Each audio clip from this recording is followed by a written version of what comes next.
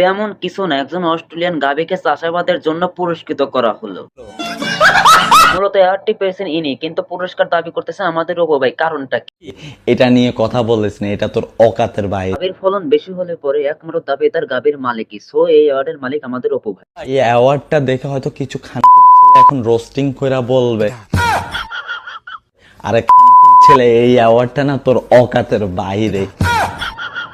কি হয়েছে, কথা বলতেছো না কেন? দেখছিনি মুখের ভাষা, এইসব মুখের ভাষা শুনলে পরে কথা বলতে মন চায়। আপনাদের রোস্টিং এর আমি ঘুমাইতেই পারি। পারানি মাসি পিসি অপুর বাড়ি এসো, ভাত নাই চাল নাই দুধ খেয়ে যেও। মুখে তাকে সবসময় গালি তাকে করা দরকার বইটা চুদির ভাই কে তোরা, তাকে দে সম্মানের সাথে পুরস্কার।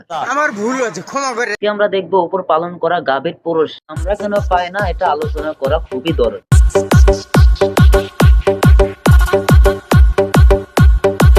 এটা হলো অ্যাওয়ার্ড। ভাবছিলাম ওটা প্লাস্টিকের নুনু।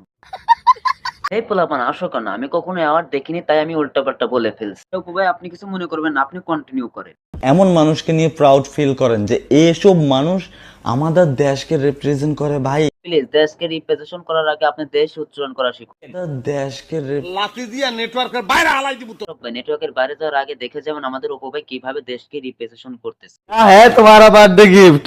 আল্লাহু আকবার, আল্লাহু আকবার। ধরুন আমি একটা মেয়েকে আল্লাহ আকবার বলে বার্থডে উইশ করতেছে, এটা কিন্তু একটা রিপ্রেজেন্টের মধ্যে পড়ে, ঠিক আছে?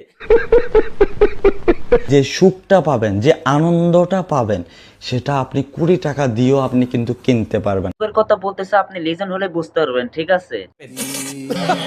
অপু বলতেছে উনি যে সম্মানটা অর্জন করেছে এটা আমরা চাইলে করতে পারবো না। আমাদের মতে অপুকে এত বড় সম্মাননা অ্যাওয়ার্ডটা কেউ দিতে পারবে না। তো মাগার দিয়েছে দুবাই থাকা এক বাংলাদেশি, যার কথা বলতেছে আমাদের অপু ভাই। Rabi Chowdhury brother, big respect, thank you so much brother. আপনি প্রমাণ করে দিচ্ছেন যে অসম্ভবকেও সম্ভব করা। স্বীকার করতেছে যে এই অ্যাওয়ার্ডটা পাওয়া একদম অসম্ভব, কিন্তু এই অসম্ভবকে সম্ভব করেছে রবি নামের এক ব্যক্তি। আর সেই সম্ভবটা আপনি করে দেখাইছেন।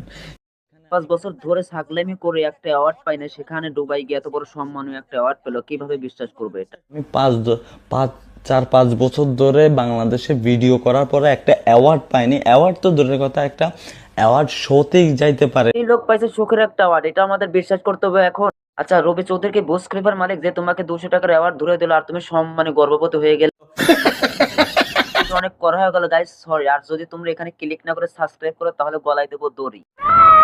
ভিডিও এই পর্যন্ত। ভিডিওটা কেমন লাগলো কমেন্ট করো, ভালো লাগলে লাইক করো এবং পেজটাকে ফলো করো, আর হ্যাঁ চ্যানেল থেকে দেখলে সাবস্ক্রাইব।